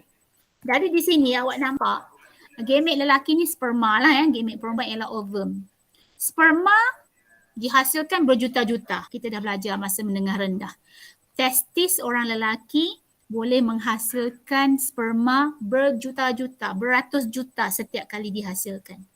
Antara beratus juta ni ada 2 jenis je. Ada sperma yang bawa 22 tambah X, ada sperma yang bawa 22 autosom campur Y. Faham Okey. Dan untuk perempuan pula dalam setiap satu kitar haid dia, menstrual cycle dia, dalam 28 hari menstrual cycle dia, hanya boleh hasilkan satu ovum sahaja. Awak dah belajar masa tingkatan 4, dia tak panggil ovum, dia panggil oosit sekunda. Okey, ataupun ovum lah Okey, ada satu je ovum dia hasilkan.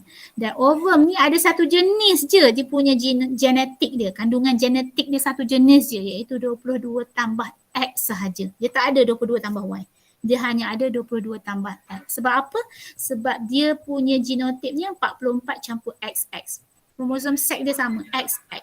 So dia punya gamete dia, ovum dia satu jenis je. Dari sini kita nampak siapakah yang menentukan jantina anak? Bapa atau ibu? Bapak. Bapa atau ibu? Bapak. Bapa. Kalau sperma yang mensenyawakan ovum ialah sperma 22 tambah X, maka anak yang lahir ialah Anak perempuan. anak perempuan. Betul. Jika sperma yang mensenyawakan ovum ialah sperma 22 tambah Y, maka anak yang lahir ialah Lelaki. bermaksud ya dari segi sainsnya antara sperma dengan ovum, sperma yang menentukan jantina anak. Ya, sperma yang menentukan jantina anak. Okay, kalau zaman dulu kan kita dengar orang dekat negara China contohnya kalau dapat anak perempuan tak mau, nak anak lelaki. Kalau negara masa sebelum Islam datang zaman gelap belajar sejarah dulu, negara-negara belum Islam tu belum datang lagi berkembang, kalau dapat anak perempuan ada yang kata tanam hidup-hidup anak perempuan, tak nak anak perempuan, nak anak lelaki, minta daripada isteri nak anak lelaki. Sebab mereka masa tu belum belajar lagi lah ya. Sekarang dah belajar, faham lah. Kalau dah kahwin, dapat anak perempuan.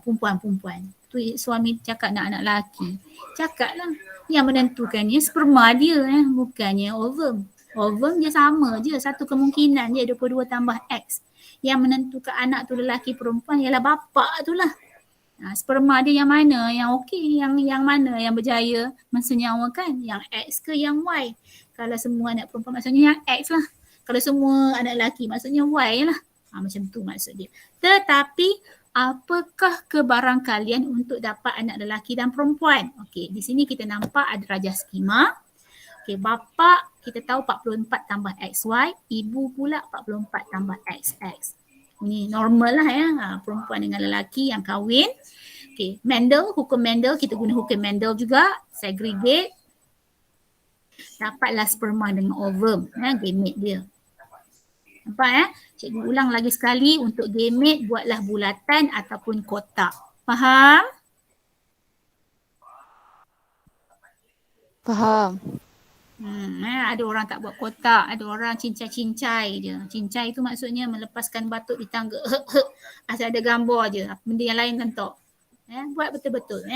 Okay, so ini gametenya, gamete jantan, gamete betina. Maka kemudian berlakulah persenyawaan. Sperma 1 dengan ovum 1 dapat 44 campur XX. Sperma 1 dengan ovum 2 dapat 44 campur XX juga.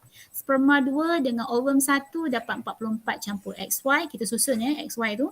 Dan yang sperma 2 dengan ovum 2 kita dapat 44 campur XY. Maka fenotip anak yang pertama, anak lelaki ke perempuan? Perempuan. Nombor 2? Perempuan. 3? Lelaki. Nombor 4? Lelaki. Okey, so apa kebarangkalian nak dapat anak lelaki? Dua ni. Apakah kebarangkalian mendapat anak lelaki? 2 ni 4. 2/4. 2/4 simplify? 1/2. 1/2. Itu kalau cikgu tanya kebarangkalian dalam bentuk pecahan. Mula-mula dapat 2/4 iaitu sama dengan 1/2. Jawapan akhirnya 1/2. Kalau cikgu tanya apakah nisbah mendapat anak lelaki kepada perempuan? Apakah nisbah mendapat anak lelaki kepada perempuan? Apa jawapan? 2/2. 2/2 disimpulkan sama dengan 1/1. 1/1. Kena simplifykan dia, kena ringkaskan dia matematiknya. Ya, kalau katanya nisbah, apakah nisbah lelaki kepada perempuan? Maka 2/2 iaitu sama dengan 1/1. Soalan ketiga, apakah peratus untuk mendapat anak perempuan? 50. 50%. So dia boleh tanya kebarangkalian, dia boleh tanya nisbah, dia boleh tanya peratus. Jawablah ikut kehendak soalan. So di sini cikgu buat perempuan ni 2, lelaki ni 2, so dapatlah 2/2, tapi cikgu malas nak tulis panjang, cikgu dah simplekan jadi 1/1. Sebenarnya bila seorang lelaki dengan perempuan kahwin, kebarangkalian nak dapat anak lelaki perempuan adalah sama. Nak dapat anak lelaki perempuan pun sama je. Okey, siapa tentukan jantina anak? Bapa atau ibu? Awak dah jawab tadi. Jawapannya ialah bapa. Okey, ciri terangkai seks yang kelima. Oh, dah 4 dah kita bincang. Yang satu tadi kumpulan darah ABO, kedua tadi ialah rhesus factor, yang ketiga ialah thalassemia, yang keempat tadi ialah penentuan seks anak. Ya. Yang kelima ialah ciri terangkai seks. Apa tu ciri terangkai seks? Iaitu jin yang mengawal ciri tertentu yang terletak pada kromosom seks. Jin, nak cakap pendeknya, jin ni membawa penyakit sebenarnya. Dia membawa penyakit jin ini, dan jin ini berada pada kromosom X. Dia berada pada kromosom X, kromosom seks lah iaitu X. Ingat antara X dengan Y masa kita tengok awal-awal tadi, kromosom X dengan Y dia pendek je. Y dia tak ada jin pun, dia tak ada jin. Dia hanya untuk jantina je nak menentukan dia lelaki. Dia tak ada jin-jin lain. Tapi kromosom X dia panjang. Dia selain daripada menentukan jantina, dia ada yang lain, dia ada jin-jin lain. So antara jin tu termasuk dalam jin yang boleh membawa penyakit. So ciri terangkai seks ataupun penyakit terangkai seks lah. Penyakit terangkai seks ni bermaksud penyakit ini jinnya berada pada kromosom X. Dia berada pada kromosom X. So contoh di sini ialah penyakitnya ialah buta warna, color blindness, dan satu lagi ialah hemofilia. Dan kedua-dua buta warna dan hemofilia disebabkan oleh jin resesif. Alah, nasib baiklah jin resesif kan. Cuba Allah jadikan jin ni ialah jin dominan. Ada je jin tu terus orang tu dapat sakit. Tapi tak dia adalah jin resesif, allele resesif. Maksudnya kalau dua-dua homozygote resesif barulah orang tu dapat penyakit tu, contohnya lah. Contohnya. Tetapi dia ada kelemahan. Kalau jin, kita belajar jin macam tadi thalassemia. Thalassemia yang kita belajar tadi, kita guna huruf B kan. Thalassemia dia berbeza. Dia penyakit di mana orang tu jadi pucat apa semua kan, sel darah merah dia jadi lain sikit. Dia penyakit thalassemia, dia jin ini ada pada autosom. Ada pada apa? Autosom, kromosom yang lain. Kromosom daripada nombor 1 hingga 44. Jadi kesan dia tak nampak sangat lelaki perempuan itu. Tapi kalau terangkai seks, jin penyakit itu berada pada kromosom X. Jadi ia membawa sedikit keburukan kepada orang lelaki. Kenapa? Orang lelaki bila kromosom X dia ada allele resesif ini, dia terus dapat penyakit, dia terus menjadi penghidap. Tapi kalau perempuan, satu kromosom X ni ada allele resesif, satu lagi kromosom X ni ada allele dominan, maka dia hanyalah pembawa, dia tak penghidap. Nanti kita tengok apa cikgu cakap merapu ni. Tengok ya. So ini kromosom X dengan Y. So X yang besar, Y yang kecil. Dia kata Y adalah lebih pendek daripada kromosom X dan tak ada banyak allele seperti X. Y ni pendek, dia tak ada banyak pun allele jin-jin dekat situ. Maka disebabkan itu, lelaki bagi lelaki, mana-mana trait yang disebabkan oleh allele dominan atau resesif pada kromosom X sahaja akan ditunjukkan. Okay, kita tengok yang ni. Buta warna. Buta warna, tahu tak apa dia buta warna? Tahu. Okey, saya tanya lelaki. Sebab saya kata penyakit terangkai seks ataupun jin terangkai seks ni, dia kemungkinan besarnya, kebarangkalian besarnya, penghidapnya adalah orang lelaki.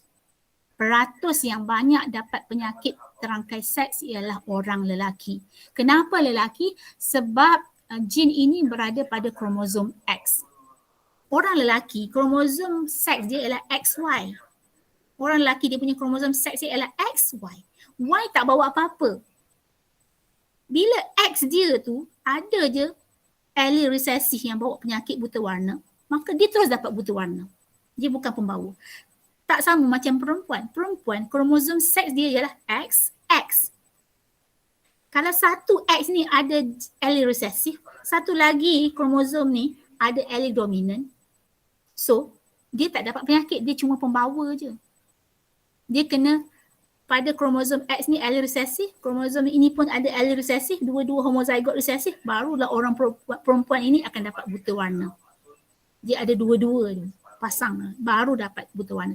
Lelaki tak sama. Lelaki dia ada dua kemungkinan je. Sama ada kromosom X dia normal, maka Y dia ada sini, maka dia jadilah orang yang normal, tidak buta warna. Ataupun satu lagi kemungkinan kromosom X dia ada jin allele resesif untuk buta warna, maka dia terus dapat buta warna. Perempuan dia ada 3 kemungkinan, iaitu sama ada pada X dia ada allele dominan normal, pada satu lagi X dia ada dominan, dua-dua dominan, maka dia adalah normal, bukan buta warna. Itu kemungkinan pertama. Yang kedua, X dia dominan, X satu lagi dia resesif. Satu dominan, satu resesif. So dia pembawa, dia bukan penghidap. Dia masih nampak macam biasa. Satu lagi yang ketiga, perempuan ni dia X-nya satu resesif, satu lagi pun resesif. Ni barulah penghidap. So ia membawa sedikit kelemahan kepada orang lelaki lah. Sebab dia punya kromosom seks dia ada satu lagi tu Y. Y tak bawa apa-apa. So X tu akan tunjuk terus. Kalau ada je allele resesif tu, dia terus dapat. So Darwish, ada Darwish tak kat sini? Ada dah Darwish. Ada. Darwish, cuba tengok skrin cikgu. Nombor berapa? Awak nampak apa-apa tak pada ni benda ni? Nampak. Nampak apa? Berapa? 74. Awak sah lah, bukan buta warna. Maksudnya pada kromosom X awak yang mana satu? Kalau tengok yang kotak atas ni awak lelaki, maka awak punya genotipnya kromosom seks awak ialah XY. Pada kromosom X awak ada B besar. B besar maksudnya allele dominan normal. Kalau orang tu penghidap, kalau dia nampak benda ni, macam Darwish dia sebut 74. Dia tak boleh baca 74. Dia akan nampak benda tu sama je. Kerana kebanyakan buta warna pun ada banyak jenis. Tapi kebanyakannya orang yang buta warna, dia tak dapat bezakan antara warna merah dengan warna hijau. Merah dengan hijau bagi dia sama je. Sama sahaja. Perempuan jarang dapat. Kalau dapat pun kenapa? Kalau dapat tu kemungkinannya ialah satu je. Bapa dia tu buta warna, mak dia pembawa. Ataupun bapa dia buta warna, mak dia pun buta warna. Confirm lah dia pun buta warna. Ataupun bapa dia buta warna, mak dia pembawa. Dia pun barulah dapat perempuan. Ya? Kalau lelaki dia lagi senang dapat lah. So buta warna, keadaan tidak dapat bezakan warna antara merah dengan hijau disebabkan oleh allele resesif dibawa oleh kromosom X. Jadi kebanyakan penghidap buta warna ialah lelaki. Jadi kadang-kadang saya ada anak saudara sebelah suami saya. Kalau ikut maksudnya jin tu daripada mak dia. Baru tahu, anak dia bila cek baru tahu ada buta warna. Anak lelakinya buta warna. Kalau anak lelaki buta warna, sebab bapaknya tak buta warna, bermaksud mak dia adalah pembawa. Macam itu, mak dia adalah pembawa. Macam anak saudara saya lah, bila kita analisiskan dia ni, dia budak lelaki yang buta warna. Kenapa dia buta warna? Jin dapat daripada siapa? Okey, jin tu dibawa oleh kromosom X. Bapak dia kita tengok, kita tahu bapaknya normal, bukan buta warna. Bermaksud jin kromosom X yang resesif itu dibawa daripada mak dia, over mak dia. Over mak dia XB kecil. Bapak dia Y. Kromosom seks ni. Jadi dapatlah XB kecil Y. Maka dia dapatlah seorang budak lelaki yang buta warna. Okay. So ini dia punya raja skema dia macam buku teks. Ini bapa yang normal. Ini mak pula pun normal tapi pembawa. Maknya pembawa. Bapa tak ada pembawa. Jin terangkai seks dan bapa tak boleh jadi pembawa. Lelaki tak akan jadi pembawa. Lelaki sama ada normal atau penghidap. Okay.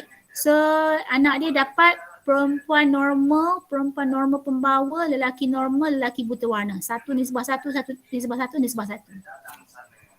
Ini kedua, penyakit yang kedua, jin terangkai seks yang dibawa oleh kromosom X ialah hemofilia. Hemofilia, thalassemia. Apa beza dia? Siapa tahu hemofilia ni macam mana?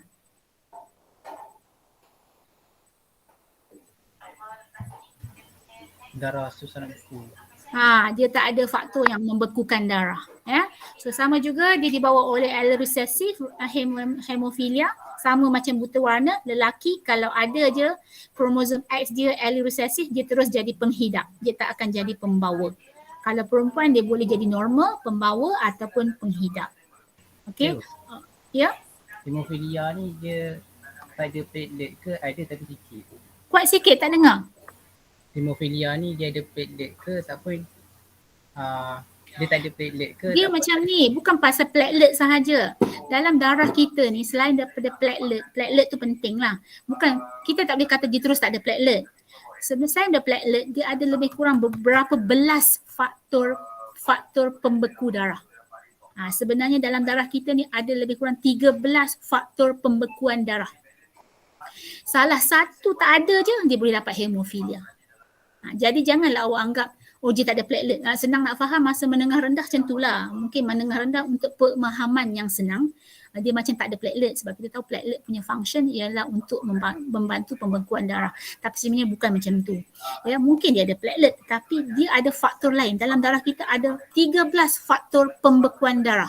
Ada 13 benda yang boleh membantu pembekuan darah. Salah satu tak ada je, dia terus boleh dapat hemofilia. Ya, darah tu susah nak beku, tak boleh nak beku. So bila pendarahan berlaku secara lama, darah habis, maka dia akan menyebabkan kematian. Dan sama juga macam buta warna, ini lelaki lagi ramai. Yes, apa soalan? Kalau macam juling tu punca dia apa? Kalau apa? Tak lagi sekali. Kalau? Juling. Juling? Juling tu saya tak pastilah juling. Kena carilah juling. Kenapa? Lahir-lahir je juling ya? Itu adalah faktor, boleh dibetulkan tak juling tu? Adakah juling boleh dibetulkan? No.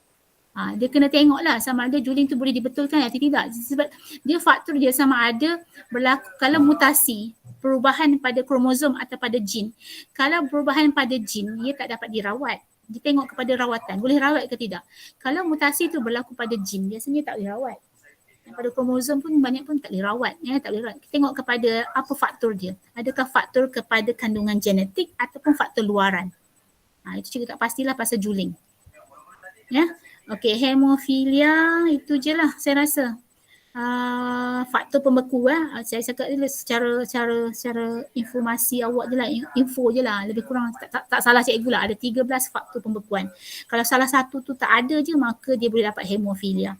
Kalau belajar sejarah zaman dulu, satu keturunan raja, keluarga diraja Victoria Queen Victoria ke macam tu lah, lebih kurang dia punya keluarga memang ada penyakit ini, hemofilia, ya, kekurangan faktor pembekuan dalam darah.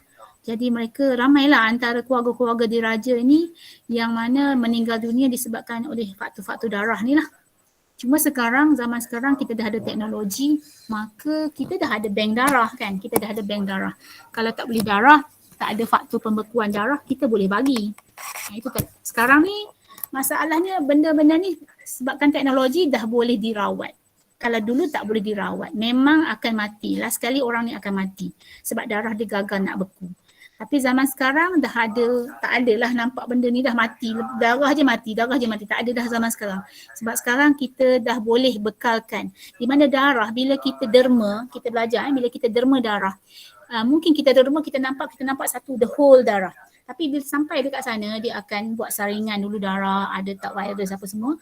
Bila dah okey, dia ada banyak cara dia boleh simpan. Sama ada disimpan sebagai keseluruhan darah, the whole darah, ada semua komposisi darah. Dia boleh juga simpan dalam bank darah dalam bentuk yang dah diasing-asingkan, dah diseparatekan. Dia hanya platelet saja ada. Macam tu. Ada sel darah merah saja ke. Dia boleh asingkan. Di bank darah tu sebenarnya ada banyak jenis lah kategori stok darah itu. Bukan sahaja the whole darah. Sebab macam contohnya orang yang terlibat dengan kebakaran, ya, kulit dia terbakar, dia pun dirawat juga dengan darah. Dia mungkin guna platelet sahaja ke atau guna plasma sahaja ke. Dia adalah bahagian-bahagian komposisi darah yang diperlukan, bukan kesemua. Jadi disebabkan itu hemofilia sekarang dah boleh dirawat. Okey, ini dia punya gambar rajah hemofilia. Dalam buku teks pun ada, boleh tengok. So perempuan dia boleh normal, boleh pembawa, boleh penghidap. Okey, hemofilia. Ini masuk dalam PJ, konsep RISE. Sampai situ sajalah saya. Dah habis masa dah pun. Okey, nanti saya carilah soalan ataupun buku teks punya saya bagi tahu dalam grup apa nak buat. Okey? Boleh. Ada soalan tanyalah. Slide ini saya akan hantar ke grup lah nanti. Okey.